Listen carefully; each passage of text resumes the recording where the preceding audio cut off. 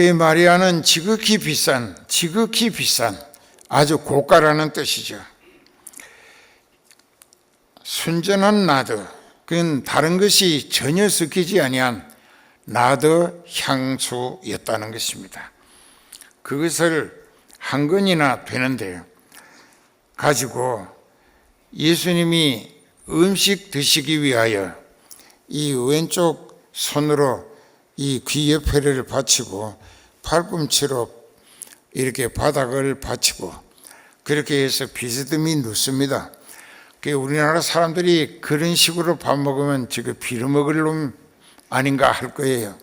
그런데 그때의 그 나라 풍속이 음식 먹을 때는 그랬습니다.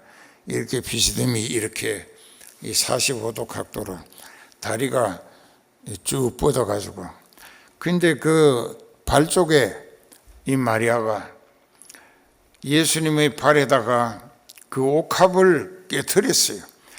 그것을 깨트렸다고 하는 것은 의미가 여러 가지로 상당히 신중하게 한 것입니다. 그건 왜 그러냐?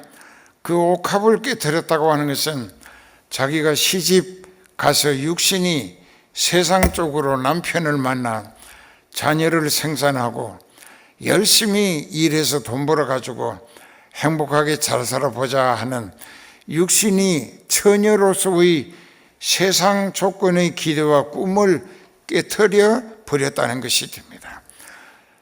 가장이 있고 하나뿐인 오빠 나사로가 죽었는데, 송장 썩는 악취가 풍겼는데, 그런데 예수님 말씀 한마디로 나사로야 나오너라, 요한복음 11장 43절에 있습니다. 그랬을 때 시체가 뿔떡 일어났어요. 예수님은 그 지하 3층쯤 되는 곳인데 들어가 보니까 거기 어떻게 다 보시고 뿔떡 시체가 일어섰습니다. 그렇기 때문에 제자를 시켜서 들어가서 풀어놓아 염했던 삼배로 돌돌 감아 묶은 것을 풀어놓아 걸어 나오게 하라.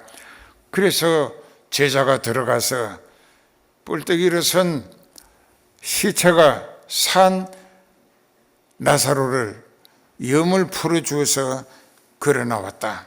그때부터 예수님께 항상 내세의 소망, 즉 사람이 죽었다가 다시 살 수 있고, 그리고 나사로가 죽었다가 저 세상에 이제 갔는데 예수님이 말씀으로 되살려내가지고 살아나왔다 이게.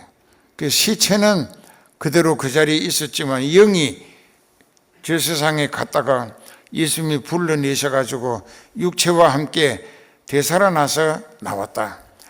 그럼 저도 여러분들도 오늘 우리가 우리 자신들의 신앙을 점검해 봐야 할 것은, 우리가 믿는 믿음은 바로 여기에 깨달음을 가지고 예수님은 어떤 분이신가?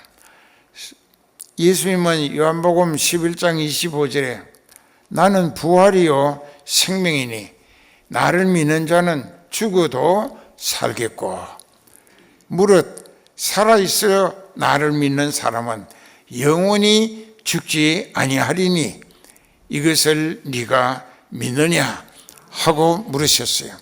여러분들을 향하여 지금 목자가 예수님을 대신해서 묻게 하십니다. 나는 부활이요 생명이니 나를 믿는 자는 죽어도 살겠고 하는 것은 말씀하신 예수님이 살리시겠다는 의지를 밝히신 것입니다. 그래서 나사로도 예수님 옆에 앉아 있었습니다. 그런데 이 마리아가 자기 인생 육신이 세상 조건의 기대와 꿈은 다 포기했어요. 예수님을 알게 되고 또 믿어지게 되니까 예수님을 통하여 하늘나라에서 예수님 더불어 영원히 살고픈 영적 내세 소망의 영생 복락을 위하여 나는 이제 육신에 시집가고 남편 없고 또 자녀 낳고 뭐 돈 벌어가지고 이 육신이 원하는 욕구를 위하여 살자, 그걸 포기했다는 것입니다. 그래서 옥합을 깨뜨린 거예요. 옥합을 깨뜨렸다는 것은 시집 안 가겠다 그 얘기입니다. 영적인 소망을 목적으로만 살겠다. 그러면서 예수 그리스도의 복음을 증거하는데, 그날 잘 보세요. 그래서 향유를 한 근이나 예수님 발에 부었으니 범벅이 됐을 거 아니에요. 그래서 자기가 처녀로서 무릎을 꿇고 얼굴이 땅에 닿도록 자기 머리털을 수건 삼아서 자기가 시집갈 때 쓰기 위해 준비했던, 오빠가 준비해 준 그 비싼 순전한 나도 한 근을 예수님 발에다 붓고 머리털로 엎드려 가지고 그 발을 다 닦아 드렸어요. 이것은 여자의 머리는 그 여인의 정절을 상징한다고 합니다. 예나 지금이나 똑같습니다. 그런데 시집 안 가겠다. 그래서 자기는 영원히 영적인 소망을 위하여 예수님만 믿고 살겠다. 그러니까는 그 향유 냄새가, 향수 냄새가 집안에 가득합니다.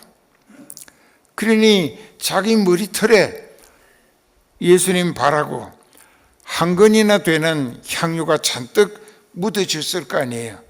붓고 닦아드렸으니까 머리털로.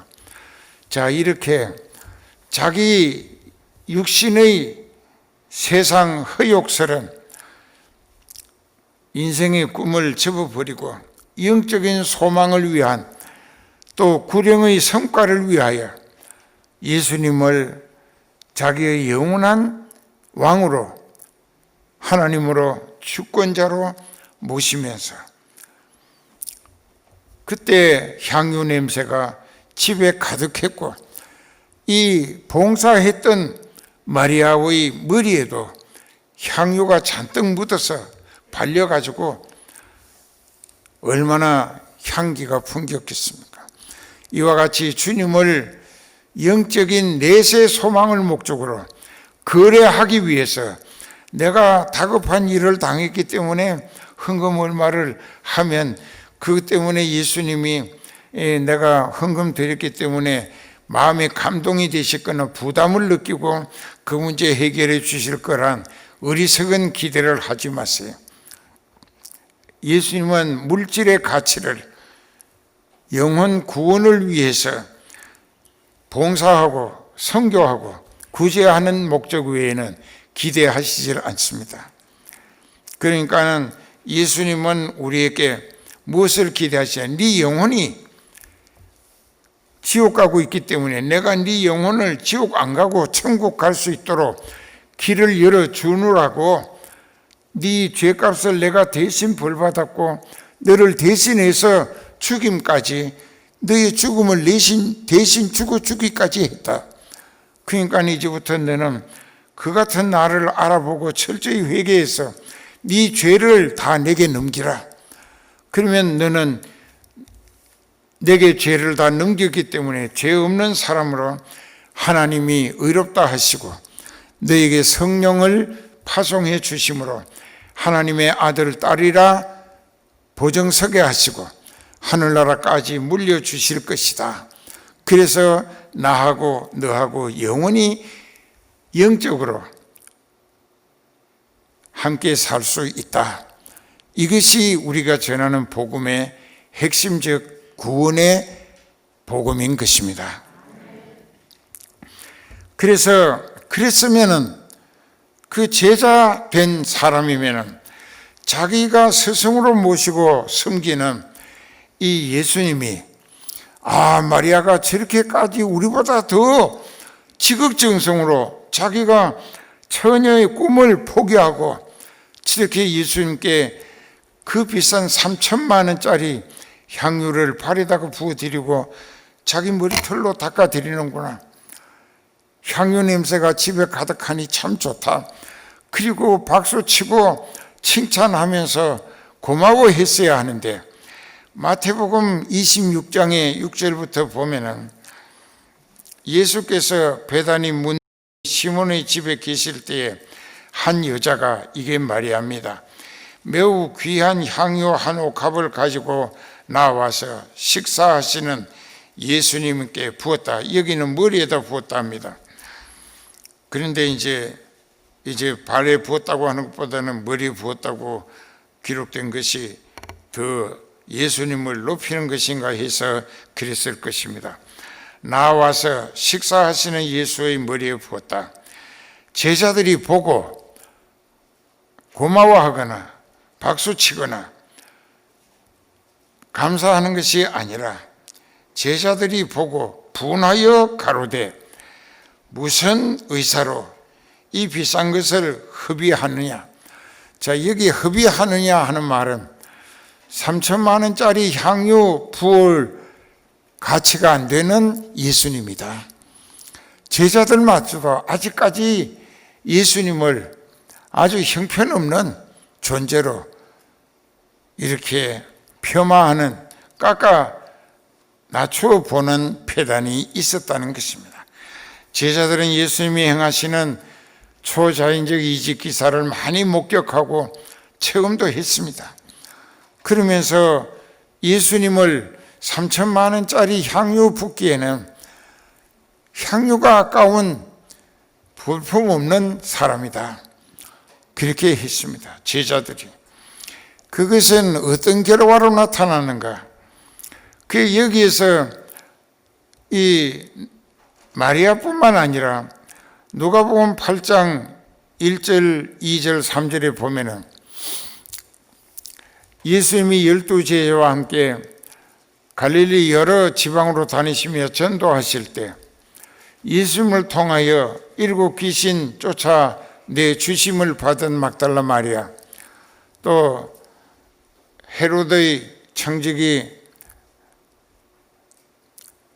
아내 요한나, 그리고 살로메, 수산나, 여러 여자들이 자기네들의 가진 것으로 예수님과 그 제자들의 전도 여행에 뒷바라지를 하더라 라고 기록되어 있어요.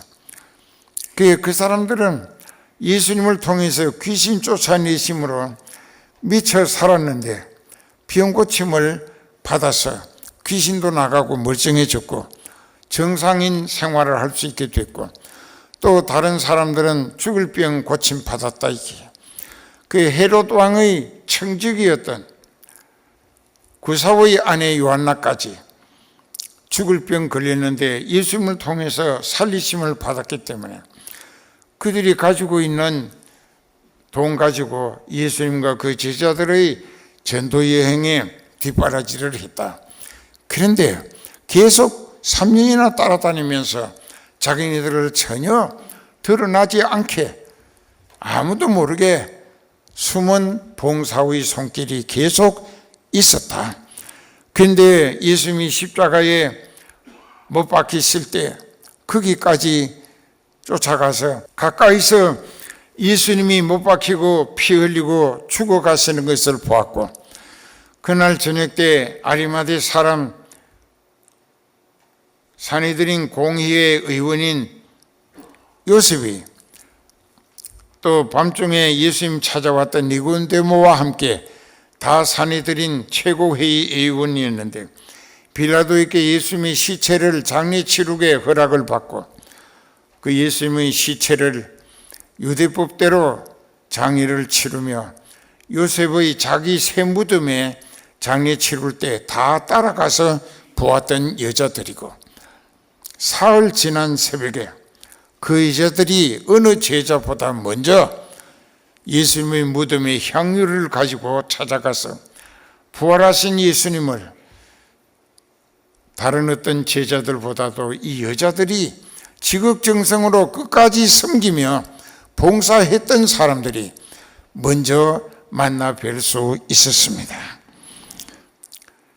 그 예수님은 하나님의 아들이시면서 하나님이시면서 육신을 입고 세상에 오셔서 우리 죄를, 그 쓰리고 아픈 모진 십자가 고통을 다 자원해서 참고 견디며 피를 흘리고 우리의 죄값을 대신 벌받아 주심으로 내가 죽어야 할 내 죄값의 죽음을 예수님이 죄값을 대신 치르면서 죽음까지 대신 죽음 당해 주신 것입니다.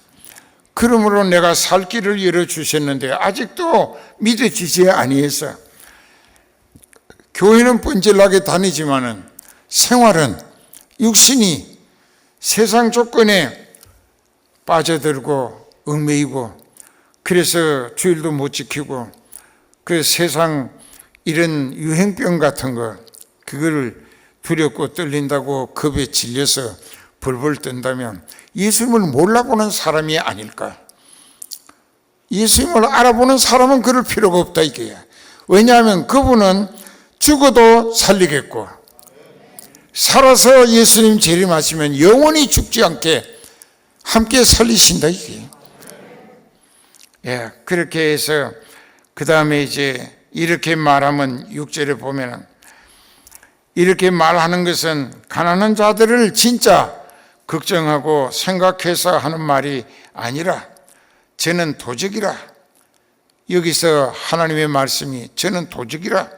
그동안에 예수님께 헌금이나 헌물, 금은 쇠붙이, 반지, 목걸이, 귀걸이 다 들어왔으면 그걸 거짓 장부하고 다 빼내서 자기 재산 챙겼다. 예수님의 것을 도적질 했다. 그 예수님은 잘 알고 계셔. 저는 도적이라. 돈깨를 맞고 거기 넣는 것을 훔쳐 가밀어라. 7절에 예수께서 말씀하십니다. 저를 가만두어 내 장례 치룰 준비로 유대인은 시체에 향유를 바릅니다. 향재료를 양쪽 겨드랑이에 넣습니다. 그리고 삼배로 돌돌 감아 염을 합니다. 그러면서 나의 장례를 미리 내 몸에다가 그 향유를 부어서 장례 준비를 미리 했다. 엿새 뒤면은 예수님이 죽임 당하실 것이니까. 가난한 자들은 항상 너희 옆에 있거니와 나는 항상 있지 아니하리라. 왜? 엿새 때 되는 날 나는 너희를 대신해서 죽임 당할 것이기 때문에요. 그래서 유대인의 큰 무리가 예수께서 여기 계신 줄 알고 왔습니다. 이는 예수만 위함이 아니요 죽은 자 가운데서 살리신 나사로도 보기 위함이라. 대제사장들이, 그때 유대교 종교 지도자들이 나사로까지 죽이려고 모의를 했습니다. 왜? 나사로가 죽었다가 예수님이 다시 살리신 일로 많은 유대인들이 예수님을 믿게 되어졌기 때문이라. 자, 여기에서 이제 우리는 나사로와 또 부활, 또 시몬과 그 병 고침 받았고 두 사람 다 영생의 소망, 그것이 예수님을 통하여 얻어진 소망이기 때문에, 그래서 예수님께 지극정성으로 마리아까지 섬김의 정성을 다하여 향기로운 제물이 되고 있습니다. 근데 제자들 가룟 유다는 아니었습니다. 예수님을 알기를 아주 형편없는 무가치한 존재 취급을 했던 것입니다. 그러면 사도행전 1장에 가서 가룟 유다가 어떻게 됐는가?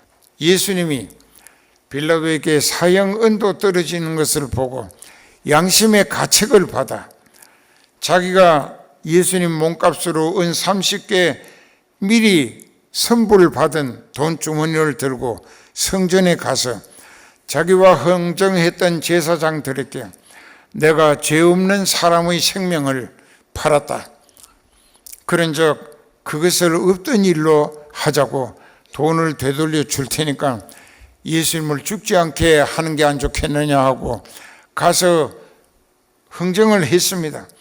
그때 제사장이라는 사람들은 완전히 썩은 양심들이 있기 때문에 그것이 우리하고 무슨 상관이냐, 네가 당하라, 네가 지은 죄값은 네가 당하라. 제사장이라는 사람들이 그랬습니다.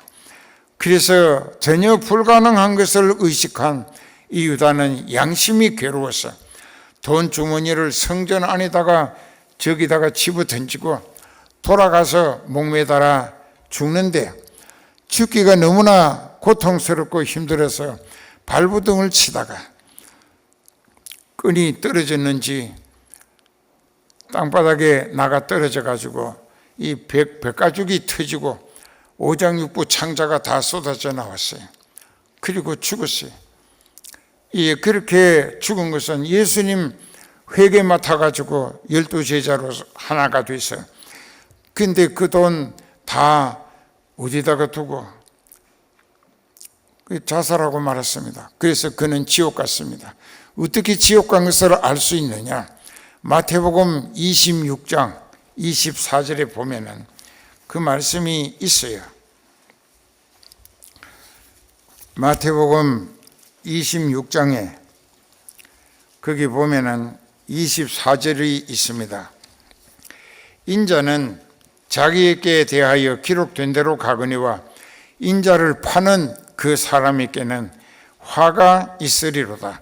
그 사람은 차라리 나지 아니하였다면 제게 좋을 뻔하였느니라.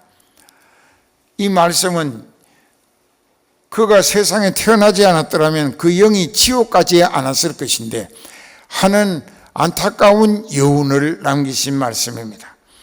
그때 예수를 파는 유다가 대답하되 라비야 선생님 내니까 대답하되 네가 말하였도다 하시니라. 그래도 예수님을 그리스도로 알아보지 못했기 때문에 예수님이 사형운도 받는 것을 볼 때 양심은 그 미말의 양심이라도 남아있었기 때문에 양심이 가책을 느껴 내가 무죄한 자의 피를 팔았다, 생명을 팔았다 하는 것으로 뉘우치면서 회개할 줄은 몰란 것은 예수님을 그리스도로 알아볼 줄 몰랐기 때문이에요. 오늘 여러분들 중에도 교회는 다니지만은 예수님을 그리스도로 알아보지 못하는 사람은 끝내 회개치 아니하고 그 죄로 지옥 갈 문턱에서 유황불이 보이는 지옥에 끌려 들어갈 때에 아차, 그 목사가 한 설교가 진리였구나 하면서 후회해도 다시는 벗어날 길이 없이 꺼지지 않는 유황불에 영원토록 죽지도 않고 시달리며 죄값을 치러야 한다는 것입니다. 가룟 유다가 전횡을 통하여 본을 남긴 것입니다.